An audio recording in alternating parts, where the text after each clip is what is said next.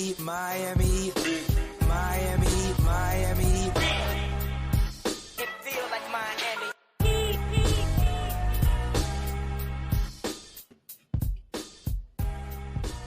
Oh, this is me? welcome then to your Miami Heat Beat postgame show. I am your host for the day, Siobhan, here with my guy Franky on this glorious D-Wade night. How you doing, Franky? The Packers won. The Heat won. They didn't embarrass my GOAT. Great birthday weekend. Couldn't ask for more.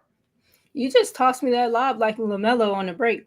Oh, It's okay, though. Threw it right under the rim for you. Right under the rim. What type of placement? We can talk about that guy a little bit later. Yeah, Frank, let's go ahead and get into it. We don't have to be here too long. Heat get a win. Like you said, we don't embarrass ourselves and the GOAT on GOAT's night. Bam with 24, 10, and 7. Tyler, 21, 7, and 4. Duncan, 19, 5, 4, 1, and 1.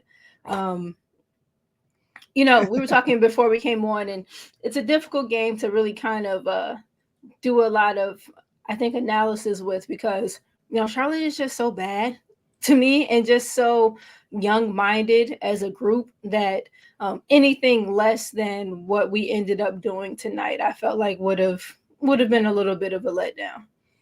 Absolutely. This was one of those games where you need them to take care of business, and they did. Yeah. Yep.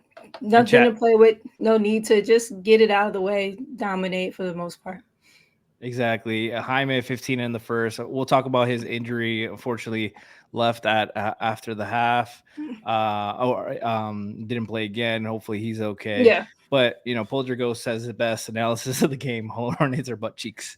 Man, and like young butt cheeks, like not even like mature. They're just like I said a few seasons ago, they're a very like young boy ass club. Like it was between them and Memphis, but Memphis has still had that about themselves, but they had like a grit and like like a bite to them. Charlotte is just like very mentally young, I think, to me. A lot of it begins kind of with LaMelo again.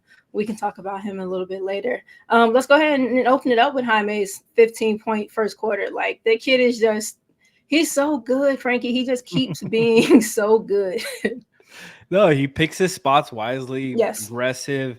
And he kind of like settled it down in a very Jimmy-esque manner. Like when the shots aren't falling, everyone else is trying to get into a flow. Jaime was just ready to go from the start and got him going, gave him 15 points, kept them afloat in that first quarter, almost outscored the Hornets by themselves in that first quarter. Yep. Best hook shot on the team. Love Bam to death, but Bam needs to like get in the gym with Jaime when he's going through his hook progression. I just love how he just seeks out the contact. He seeks out the bigger body. Again, we say it all the time. Initiates contact, has great timing, and he's so comfortable. He's so confident with his right hook that you just feel good about him receiving the ball anywhere from like the second hash on out and down. I'm enamored with this kid every night. No, it's what you said. He initiates the contact really well, gets to his fakes really well, reads the defender. Isn't just like I'm making a plan here. He's reading the defender. He's gonna initiate the contact, get him off balance, and then he's gonna be take a nice balance, and he uses his incredible footwork for not just a rookie, for like an NBA player. Yeah, he's got elite footwork and goes to work inside and. He shows you why he's one of the best rookies in the league right now. Yeah, we said last game, that he was amongst the. I think that we said that he was the rookie class leader in fourth quarter minutes. Shout out to Jablanca in the chat the next day. It was like, no, he just leads the league, period, in fourth quarter minutes. He gave up 12 of those minutes tonight, and so I guess we'll see what that looks like tomorrow. But someone in the Go ahead. Chad is saying that according to Spo and post game right now, Jaime is going to be listed day to day. He's not going to travel with the team to the next two games, but the medical staff and Jaime said it isn't serious. That's good to hear. And Jaime's played every game, so he needs a little bit of rest. It's time for the rest of the Heat players to pick up his slack. Yeah, as nuts as that is to say about your rookie. Franky, what else do you kind of really want to touch on today? Like I said, Charlotte isn't. I'm happy that our guys that needed to handle business kind of did. I'm happy to see the way that Bam approached the game today. So his turnaround, he had it once, I think, early in the half, where he initiated the fake to kind of get into the turnaround, didn't have it, went into it again, and like came back with more lift. Like, it's such a rhythm thing for him at this point. He had it going, and yeah, like, I'm not sure what I was watching some of the clips that I pulled for the game, and I'm someone who likes a lot of things about Nick Richards. I think he has tools. I think he has things that could be shaped much more, like, just much better.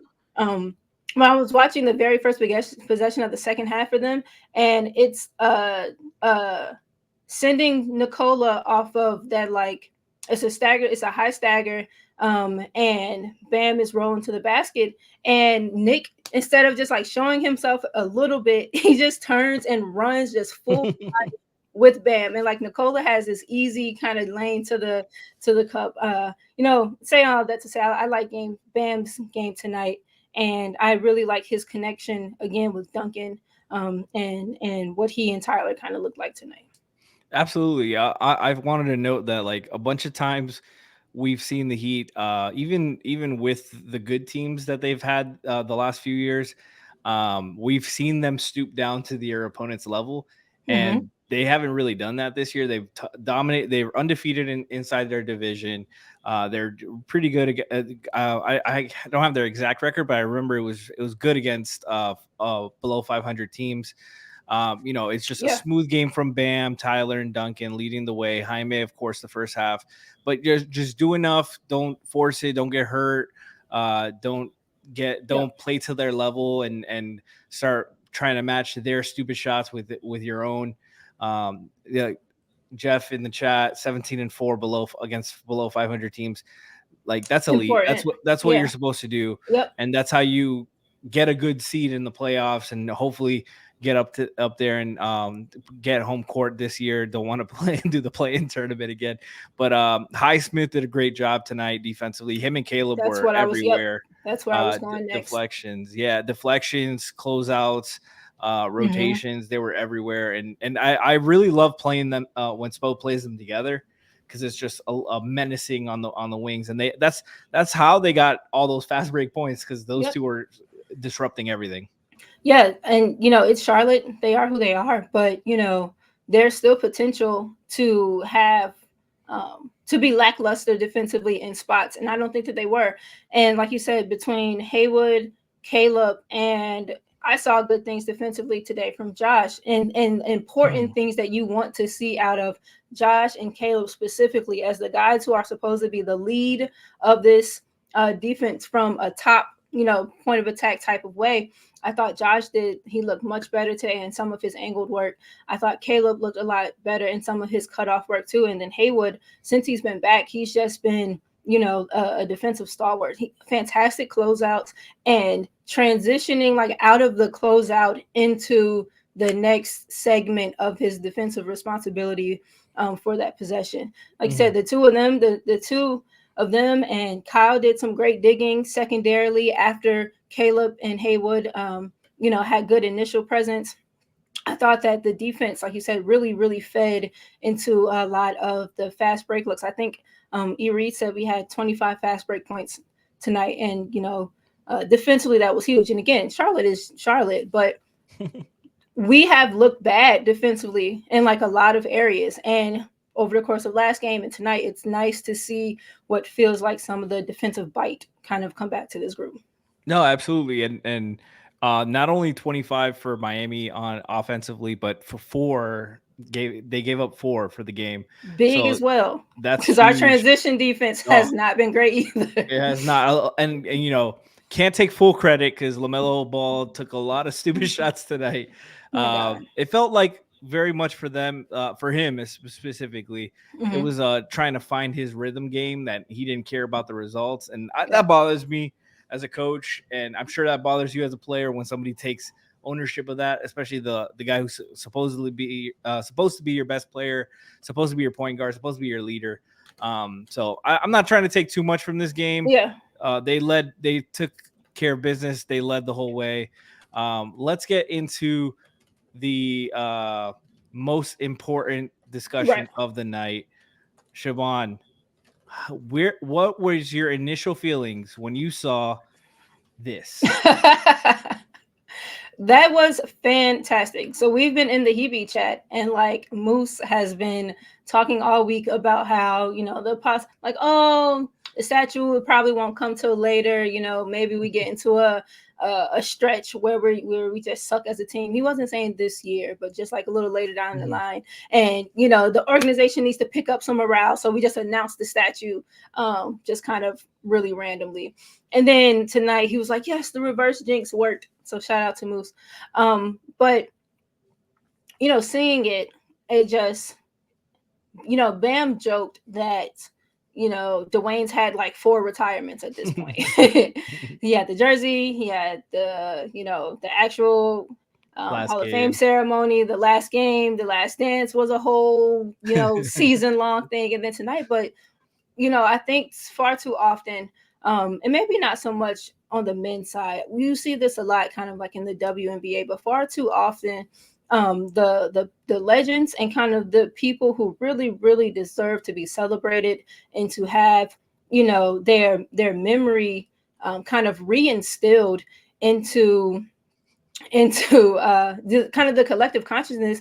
You don't see it often enough, and I'm just so happy that this guy has received the love and the respect and just kind of the credit for who he has been for this organization. He exactly poltergeist them. He deserves all 4 of those retirements. Like, he is the most important figure in Miami Heat history for what he did for them while he played, who he brought to them, who his connections continued to bring to them when he was gone. And he's just like one of the singular most important figures in this organization's history. I was at the Sue Bird retirement ceremony. In fact, I may still be there. It never, Sue's retirement never ended. And, there's some discussion on the W side about whether or not that was deserved. But unquestionably, everything that Dwyane's received since he retired has been, more than deserved. And he just means so much to the game of basketball as a whole. Absolutely. I couldn't agree with him more. There's a whole generation of Heat fans that love basketball because of Dwyane Wade. Yep. Myself included. I did not. Included. I started watching basketball the year Dwyane got drafted. I caught the Final Four. I saw the game. Yep. The triple double versus Kentucky. I saw that March Madness run. And made me fall in love. And I was like, oh, I was like, oh, the Heat have a pick. I hope they pick that Dwyane guy. This guy's good. I know him. I've seen him play before. And, there's so many memories we can get into. The playoff run his first year, beating the Hornets in the first round with the buzzer beater over Baron Davis. So many great memories. I remember where I was, exactly what I was doing when Dwyane blocked Amari Stoudemire and sank the 75-footer in the third quarter against the Suns. Like, we all have so many memories. We'll definitely get into it more. I'm sure G, when he's done vacationing and he's done with the cold, he'll come back and want to talk Dwyane Wade because that's his guy. But Dwyane's another guy. If you're from my generation, especially when you're 10, 11, around that time when Dwyane got drafted, that really caught you at the right time. Alex Toledo, G, all these guys who are around my age. We all started watching basketball at that time. Caught Dwyane, caught all of his career and how much he means to us. Bonnie, you said the same thing. He was around that time. You started watching basketball too. He just means so much to Miami, to South Florida. He deserves all the love and more. He deserves a street named after him. He deserves a million statues. I don't care. I'm going. My guess for the pose. Chat's discussing the pose. What the statue's gonna be. I think it's got to be. This is my house. It is. I feel like it'll look like this, and it won't be like a full desk, but it'll be like some like like driftwood-esque looking, Yeah. jagged, kind of leaning platform, and with him kind of doing it. I feel like It's got to be the that L has to be Heat what it too. is. They got to get it Oh, that's a correct. good one too. It's got to There's say the so L see, Heat. there's a He's few. got these. He's got dunks like, but I think that's the most iconic one. Like I think of Dwayne Yeah, celebrating, like it's got to be the "This Is My House" with the L yeah. Heat jersey on. Like because the last game winner he had against the Warriors, he did it He again. talked about that. He said, "I tried to do the last game, it didn't go quite as smooth." He almost um, didn't make it up the table. almost did not make it on the table exactly. Yeah, like he's when I play, he's the reason I wear three. If I can't wear three, I immediately go to 25 for his high school number. When he went to Chicago, it was the same year that I left LaSalle and went back home to Norfolk State.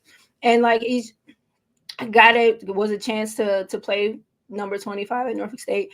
He just is such just a huge figure, like a guy with similar knee issues. I love this dude so much. And since like this year that I've been in Chicago now, he has now acquired part of the Chicago Sky. And so, my partner and I have been in a bunch of Sky games, and he was there the game that like they announced, or like the first game after his acquisition. He was there with Tregill, with his mom, with his dad, and I was just standing at the edge of the baseline. The Sky had like their concession stand or whatever, kind of the lower tier like premium seating kind of area or whatever, and we just under the basket, like trying to get his attention the whole time, just the whole time. And his sister finally kind of like waved us over, and like that's when I got this jersey signed by him. Hmm. Sabria has this ball, like the Last Dance ball that is like rare item or whatever. So he's sitting courtside and he's signing our things, and she reaches like the ball over to him, and he turns and grabs it and like double takes, like, "Yo, why? How the hell do you have this?" So like, I don't know. He's just, I love him so much, and I'm just very very happy he's gotten this time and like this love in the sun. And we have like all of these stupid debates and like all of this like, oh, is James Harden better than him, and who is the next him, and yada yada yada yada. And like there'll never be enough time now to like sit and really put together like the ultimate reel of not just what he did offensively, but like the way that he was a menace on the other end. And so many guys can kind of get close, but from a person, a leader, a teammate, a human being, like an offensive weapon, a defender, there he's one of one. Absolutely, I couldn't agree with it more. I was fortunate, I haven't gotten to like get an autograph like you or anything like that, but like I'd say the coolest thing that happened to me with Dwayne, I was there for the game, the Miami Pro game where Zaire played, Mm-hmm. and I was working for overtime at the time, and I got to record that lob that he threw. There you go. For the podcast, Siobhan is showing the autograph Dwayne jersey right now. Love that Uh, guy. but but during pregame, Dwayne threw a alley oop off the glass to Zaire, and I was right in front of him, and I was shaking. And Oh, I recorded it. It went pretty viral. It was awesome. But it was just that moment was special to me. I got to meet Zaire. I was working with him about recording his highlights and stuff, so that was cool. oh wow. But I recorded a couple of his games for him for overtime, and I the whole time that Zaire was playing, all I saw Dwayne want to do was be a dad and like be invested, like be there for his kid. He's coaching him. He's telling him, he's being hard on him, but like in Mm-hmm. a like a loving way, like to get his stuff in order. And like I saw a lot of that, and it was special because you see it. I coached a long time, and I saw a lot of kids, their fathers being involved and not know what to say or not know Yep. to balance that love and hard love. And Dwayne definitely had that. Like you could tell Zaire was very respectful towards him, and even when Zaire was like showboat a little bit, he would he would try to get Dwayne's attention. He goes, I remember there was one play, Zaire, somebody shooting free throws. Zaire's at half court, and he's looking at Dwayne. He's like, "You saw that behind the back pass?" And Dwayne goes, "It wasn't necessary." I love it. was cracking up. But yeah, man, just to speak about all the stuff on the court, like you said, Mon, that you can't compare him to other people, but like what I love most about him is the off the court stuff. Yes. The man, the father that The he father. is, the role model that he is, and he's had his missteps along the way, but he's grown, he's learned, he's accepted fault for all his mistakes, and been a better man and a father for that. And I think that's like the important thing, because all of us have had one point or another like the player, and then you find out he's a really shitty person, and you're like, fuck, I don't want to root for this guy anymore. Myself as an Aaron Rodgers fan included, but Dwyane has never let me down in such a way, and I love him. I respect him forever. I feel, and so I'm gonna say it, and if you kind of don't want to hear it, you can go ahead and kind of log off from the a kid with his upbringing usually doesn't have his capacity or empathy, understanding, and love. Wayne is really one of a kind. He is, Tom, and like I said, we talk about as a father, and for all of the shit that he's caught over the last 4, 5, 6 years for being a good father, for listening to who his kid says that they are, for embracing who Zaya is, for not people want this dude to show active disdain to his kid, and I will never understand that. He's embraced his daughter, he's embraced his family. You talked about him, is kind of growing. A lot of people aren't active learners. He sought out members of the community, of the LGBT community, and sought help and like guidance and how to be the best parent that he can be to his kid. And I cannot for the life of me understand why anybody would have issue with that. People call him weird now, and since he was hired, he got weird, and he's doing all this shit with his still dead naming his kid. Like, I don't understand what it is that we want out of our parental figures, but I could not be happier as a queer Black woman to have my like all-time favorite athlete also be one of my all-time favorite people. I feel really blessed to be able to be a genuine fan of Dwyane Wade. 100%. Like he's just like the best, and I feel like the statue, the Hall of Fame jersey retirement, there's not enough accolades and praise and love that they can give him that like they don't feel enough. He's just the best. He's one of a kind, and we're all very fortunate to have him in our lives, in our fandom, on a part of our organization. They should not let him leave the building. They should make sure. Never. Oh my gosh, what are we doing? Lock him in wherever the fuck. Give him the keys. Yes. God. Yes, the keys that are under the mat. Make sure they're in his hands, in his pockets. But see, I don't even know what role he would want. Like, does he doesn't. Spo said in the press conference earlier, he doesn't want to coach. He said coaching looks lonely as fuck. He said Spo be in his office by himself. So he doesn't want to coach. Like I said, he's part owner of the Sky now.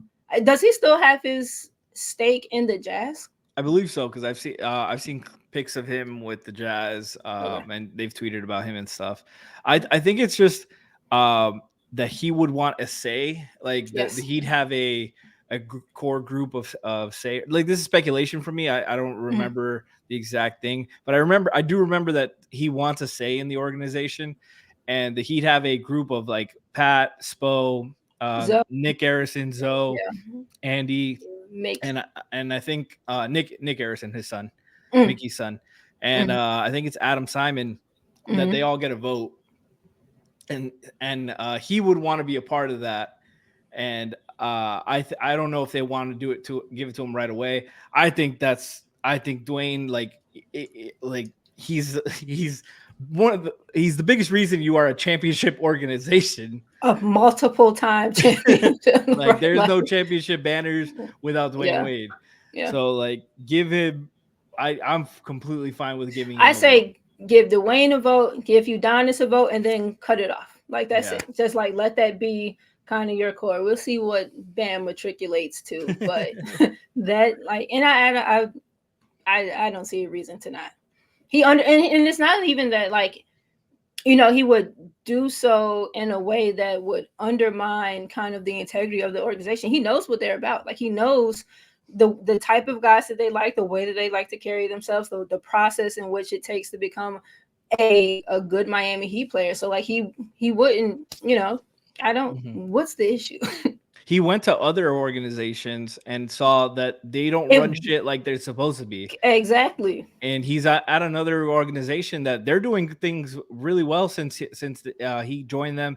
That not the most talented team, young and talented. I won't say they're not the most talented, but they're a talented young team that they're coached really well. They're doing things the right way, and Dwyane's had a part in that. And I would. And you know how much it would mean to the fan base to bring him home? Bring him home. Like, bring him home. Whatever it takes. In his acquisition of the Sky, he is going to be an active voice in the way that the Chicago Sky now go about all of their day-to-days. So, bring that guy back to Miami. Absolutely. That's it for tonight, guys. Only other thing I have about this game is like LaMelo's super talented. But my God, I need something else to click between the ears. I don't know if it's an attitude thing, if it's about me. Like I'm not sure what it is, but I really want him to turn it around. E-Reed did a great job, kind of like roasting him. Yes, but gave like the chronology of his. I guess he committed to UCLA at 13.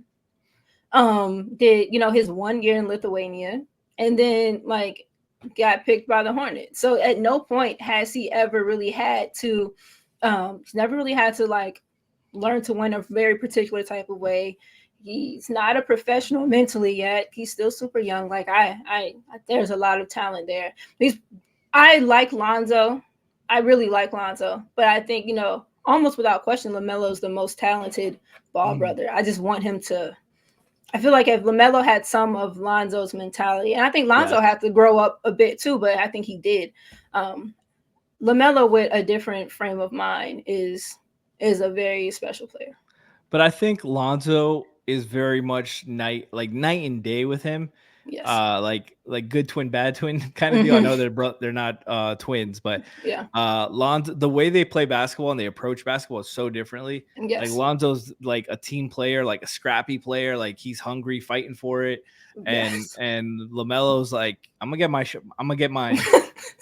And like for a guy who's as talented a passer as him and like a talented a player as him, like he needs some maturity. I don't think it's going to be in Charlotte. I think Charlotte, that organization's a mess, and they need to do some deep spring cleaning in there. But that's a discussion for them. They got some talent there, but it's going to waste, and it's not working out very clearly. It's very clearly not working over there. That's fine. They can continue one of our southeastern doormats. Exactly. Heat win 104-87. I don't think we said the score today. Nope. They next up tomorrow night at Brooklyn. Siobhan, what do we have to do to keep this turnaround going? Jimmy and Kevin supposedly might be back tomorrow night. I think so. I just want to see the defense continue to turn the corner that is turning. I feel like I've been happy to see Duncan kind of refine a little bit of his form. I want to see the ball continue to pop. I want to see the ball keep moving, and I want our defense to continue to be what it has shown itself to be shaping up to be over the last couple of games. Absolutely. Brooklyn's kind of had Miami's number over the last couple of years. I would like to very much get a W in Brooklyn. They've kind of been, pretty inconsistent. They've been struggling lately. Last five, they're 1-4. Only win coming versus OKC, which is a good win.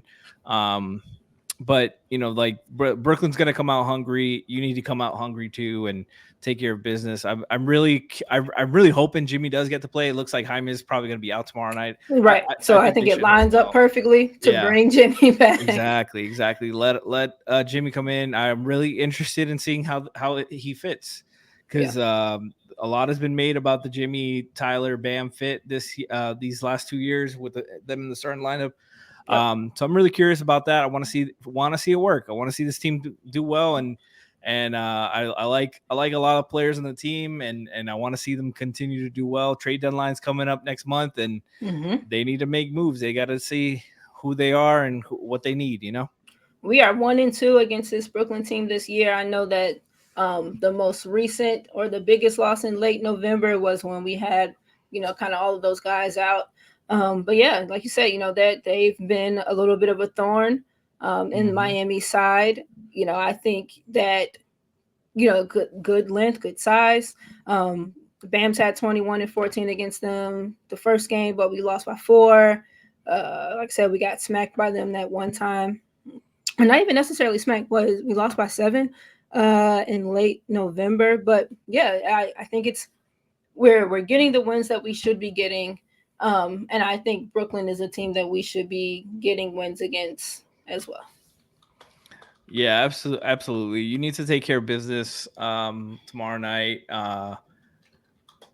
Chat's asking about some trades. Will we flip Caleb for a point guard? Well, we're going to probably do a trade show later on. Different show. Yeah, we don't want to get too much into that kind of discussion, but we'll definitely have something previewed up before the deadline.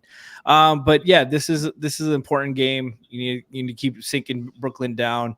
And you need to try to keep getting on a consistent path. I feel like you need to get the Heat have been very, I believe they were like 16th offensively, like 14th defensively, something like that. They need to get an identity, and right now they're consistently inconsistent, and we need they need an identity going in to the playoffs, and it's about time to establish it. We're almost halfway into the season. Yep, it's time to get going. And that will wrap up our post-game show tonight. Shout out to D Wade, Bam, Tyler, Duncan, everybody tonight. Great win. Took care of business. D Wade and I didn't embarrass us like the Dallas Cowboys did their fans. Siobhan, where can the people find you? Oh, man, I'm just on the timeline. I'm just on Twitter, X, whatever you want to call it. I should be more places, but depression and life be life. But we'll work on that. In the meantime, I'm just on the timeline under my name. So, yeah, that's where I'm at. We love it. Franky, what about you? I am at Franky G _on Twitter, Franky with a Y. You can find me on StreamBeat. We will be doing an episode soon, hopefully. And then Playoff Foul, I will be doing an episode pretty soon, in like an hour. So you'll see an episode drop tomorrow morning, all likelihood. Thanks for all the love, y'all. Chat, we appreciate y'all. YouTube, subscribe, like, and follow, please. We love y'all. Appreciate y'all. Have a great night, everybody.